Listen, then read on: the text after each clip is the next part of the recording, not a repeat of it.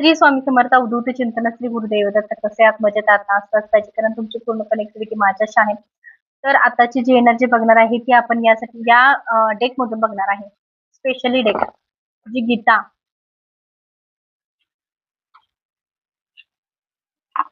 भगवद्गीता या डेक मधून आहे. सहसा मी डेक वापरत नाही, कारण हे कधीही याला हात लावायचा नसतो. स्पेशल असतं हे जरा स्पेशल आहे. कधीही याला हात स्पर्श करायचा नाहीये. आपल्यात खूप काही अडचणी असतात, सुतक असतं किंवा काय. ह्या डेक खूप पवित्र आहे आणि या डेकला मी कधीही हात लावत नाही. तर ही डेक आज मला वाटलं की घ्यावी. कदाचित देवाचा मेसेज असेल तुमच्यासाठी. आणि दुसरं असं सांगायचं आहे की माझी तब्येत खूप म्हणजे सारखी आजारीच असते. मी अशी नसते की मी व्यवस्थित आहे. कायम जेव्हा कधी मी एवढी रीडिंग करते, पण मी आजारीच असते. कारण माझ्या आजारी म्हणजे असं काही झोपून नसते, पण आजारी असते. कारण याचं मी असं सांगते की मी तुमची निगेटिव्ह एनर्जी जेव्हा बॅकफायर करत असते, पर्सनल एनर्जीसाठी सांगते. पर्सनल जे माझ्याशी कॉन्टॅक्टमध्ये आहेत त्यांच्यासाठी त्यांची एनर्जी जेव्हा मी बॅकफायर करत असते, त्यातल्या 10तल्या एकाची एनर्जी बॅकफायर माझ्यावरती दिसत असते. आणि त्याचा निगेटिव्ह परिणाम माझ्या शरीरावरती, माझ्या मानसिकतेवरती, माझ्या तब्येतीवरती त्याचा असर होत असतो. त्यामुळे जरा तुम्हाला समजून घेणं खूप गरजेचं आहे. ताईला तुमच्या समजून घेतलं तरच थोडंसं कुठेतरी बॅलन्स व्यवस्थित होईल. तुमची जर निगेटिव्ह शक्ती जर काढली तर ती तुमच्याकडे येत नाही. एकतरी ती माशाच्या पोटात किंवा असं म्हणजे मी सांगू शकत नाही सोशल मीडियावर त्या काही गोष्टी. तर ते एक गुप्त ठिकाणी बॅकफायर करायची असते. पण जर ती बॅकफायर झाली नाही, तर ती माझ्यावर बॅकफायर होते किंवा माझ्यावरच होते शक्यतो. कारण मीच ती करत असते. मीच त्या गोष्टीला छळत असते किंवा एखाद्या म्हणतो ना आपण की सापाच्या शेपटीवर पाय दिल्यानंतर तो फणाच काढतो. तसंच होतं. त्याला डोचवलं की ते त्यालाच धरतं ज्यानं डोचवलंय त्याला. मग ते माझ्याकडेच बॅकफायर होत असतं आणि त्यामुळे माझ्यावरती साइड इफेक्ट होत असतो त्या गोष्टीचा. एकतरी काहीतरी दुखणं, खुपणं किंवा त्रास होणं, मानसिकता बिघडणं, परिस्थिती व्यवस्थित नसणं, चिडचिड होणं, अशा काही गोष्टी ह्या माझ्यासोबत घडत असतात. तरी त्यातून मी तुम्हाला सांगते की तुम्ही थोडंसं समजून घेत राहा.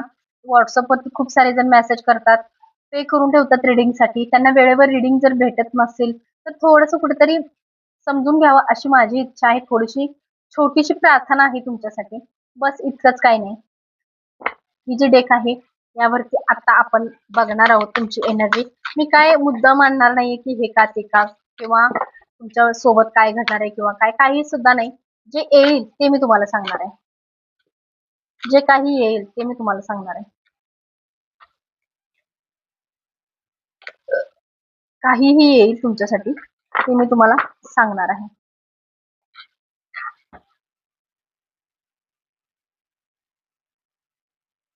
ओम नमो नारायण. श्री स्वामी समर्थ. ओम नमः.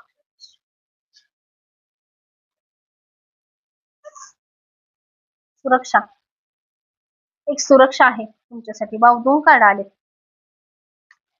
हर हर महादेव. श्री स्वामी समर्थ. महादेवांची एनर्जी आलेली आहे, जे की खूप असं तुमच्यामध्ये असं एनर्जी खूप छान वाटते आहे मला.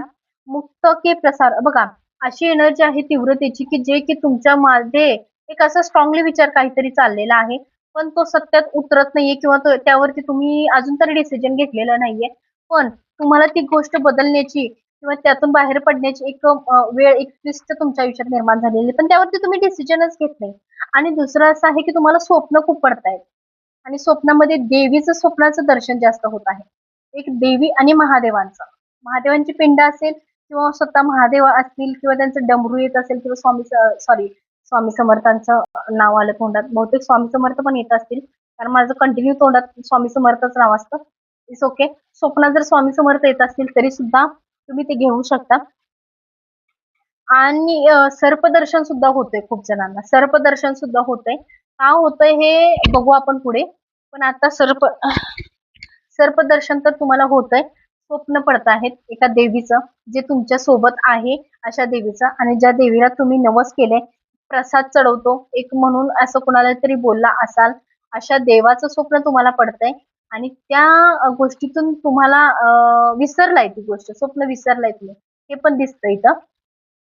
अच्छा, दुसरं असं आहे की एक नियोजन करताय तुम्ही कोणतं तरी.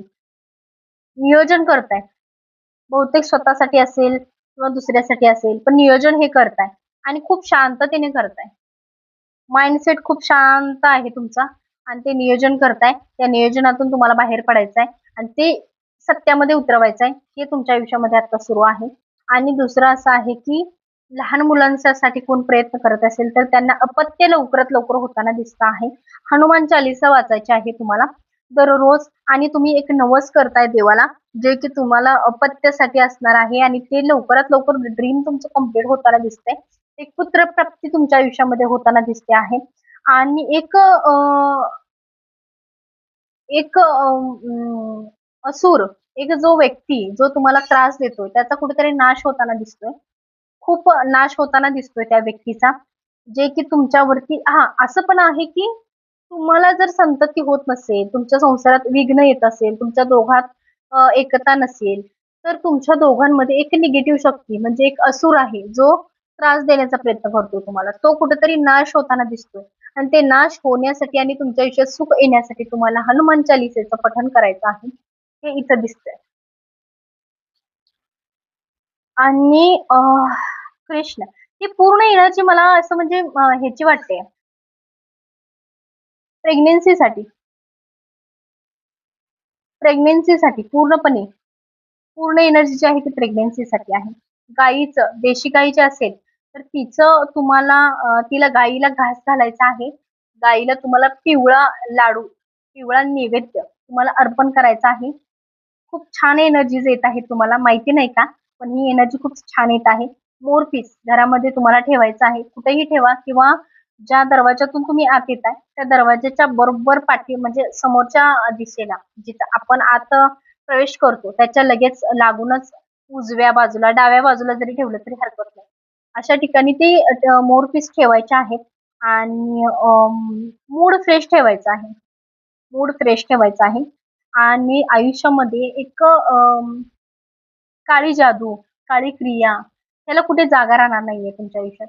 जर मोरपीस घरात आणून ठेवले तर आणि ते पवित्र ठेवायचे. शक्यतो स्वच्छ करून दररोज त्याला व्यवस्थित ठेवणं गरजेचं आहे. एनर्जी खूप छान आहे तुमची आणि प्रेग्नन्सीसाठी स्ट्रॉंग आहे. लवकरात लवकर तुमच्या आयुष्यामध्ये एक चांगली घटना येताना दिसत आहे. एनर्जी कशी वाटली सांगायला मला विसरू नका. ओम नमो आदेश. श्री स्वामी समर्थ.